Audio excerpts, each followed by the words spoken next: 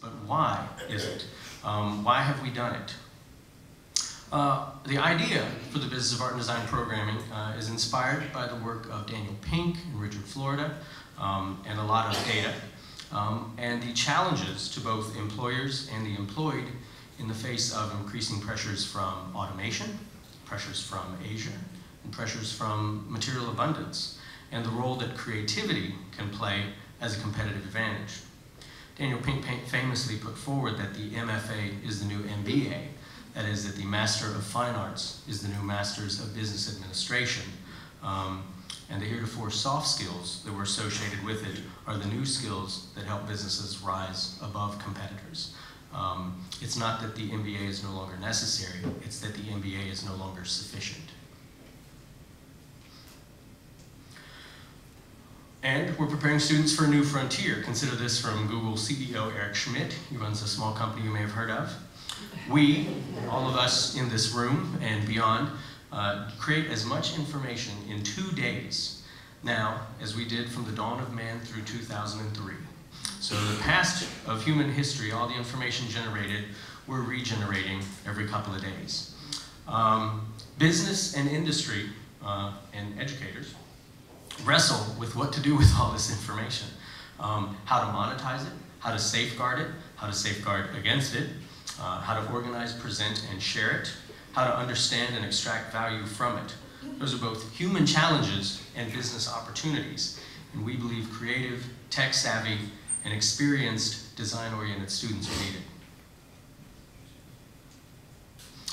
Designers are needed to organize all that data and to communicate agendas and values and to present it well.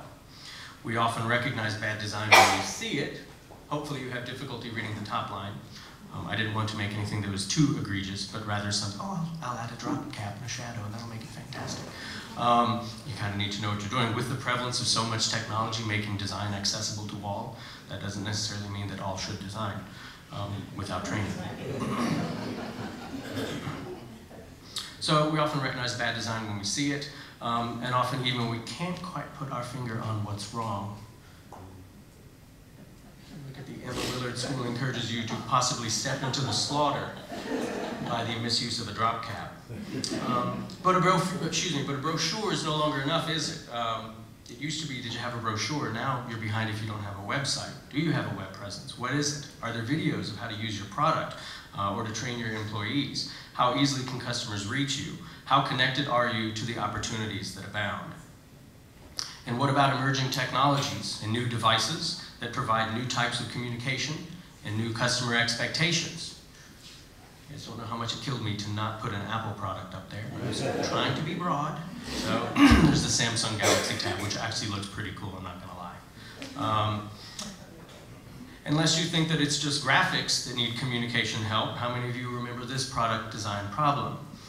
Well, I think we all probably had reasonable expectations in terms of we should be able to program the VCR clock to tell us what time it is.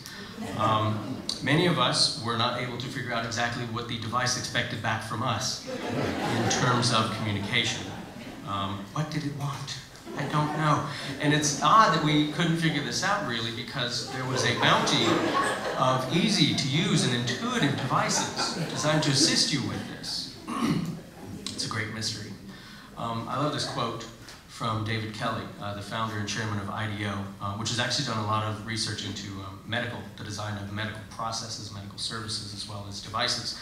It says, people need to demand that design performs for them and is special in their lives. If you can't make your GPS thing work in your car, there should be a riot.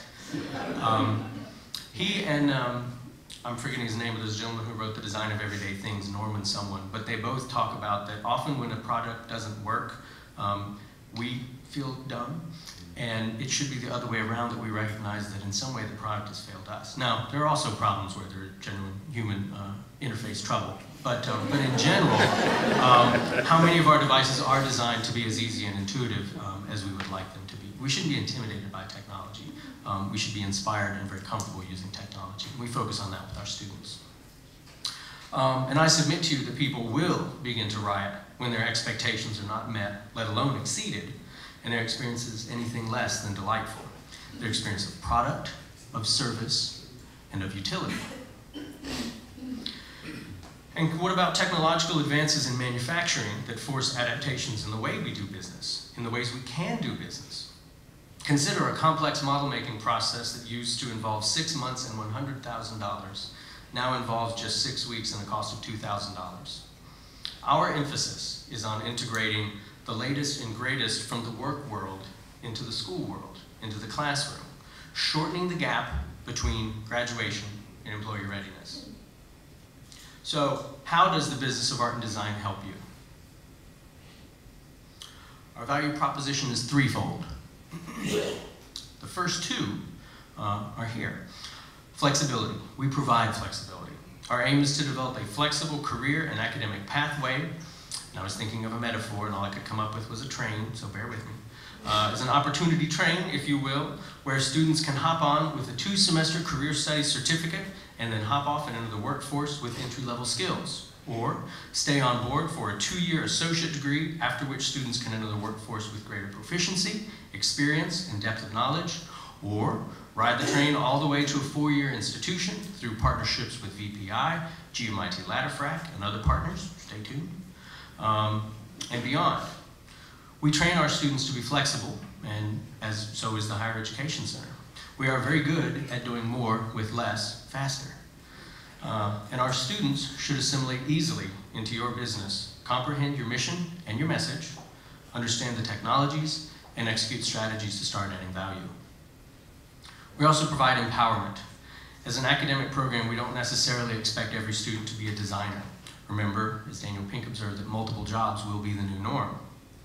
But our programs allow students to follow career paths that best align with their enthusiasms and their abilities. And we found that students are eager to use their talents, and students are eager to take our classes. We have energetic faculty with deep subject knowledge and passion, and we provide opportunities for students that may go to develop talents that may go unrecognized or undervalued in traditional disciplines. We help those students get switched on, which is really critical, and connect with their passion, and connect their passion to their learning. If you can really link those things together, you're really doing something. And given the challenge of today's economies and the environment, we need our up-and-coming generations to be full of go-getters, to have students who are firing on all cylinders and ready to innovate our way out of old problems. And the last part of our value proposition, the third point, is design thinking. And this is all over the business literature lately, so it's just kind of bubbling to the surface, though we've been thinking about it for a while. Design thinking leads to innovation and customer satisfaction. We know that the process of design thinking, of wrestling with problems which have no simple, clearly defined answer, is different from the menu of yes and no, memorization, and rote testing skills that predominate other disciplines. Design thinking is a well-defined critical thinking process that requires deep engagement with the subject, plus lots of room to be creative. Because an answer is often not obvious, and rarely is it singular, students must develop real powers of discernment, of judgment, of evaluation, requiring cooperation and collaboration to go beyond their own opinions and their own limitations to arrive at something that works for the office, for the budget, for the client, for the customer. And we believe these students will work for you. This is a quote from Ken Robinson, who is an interesting education speaker from the United Kingdom, now living in the US. But he says this, talking about the challenge of shifting education from an industrial model to an agricultural one. That all you can do, like a farmer, is to create the conditions under which they will begin to flourish, speaking of students. And he says this in the sense that, farmers don't really grow plants by running around and surgically attaching leaves and petals to stems. We don't really build a plant that way. What you do is you optimize the conditions for growth. You empower the seed to become the best plant that it can be.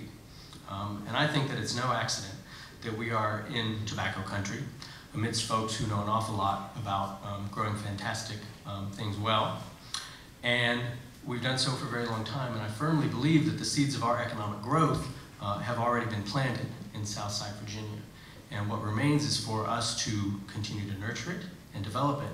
And I think that very soon we will reap a bumper crop of innovation and economic growth. And we're very happy to be part of that mission.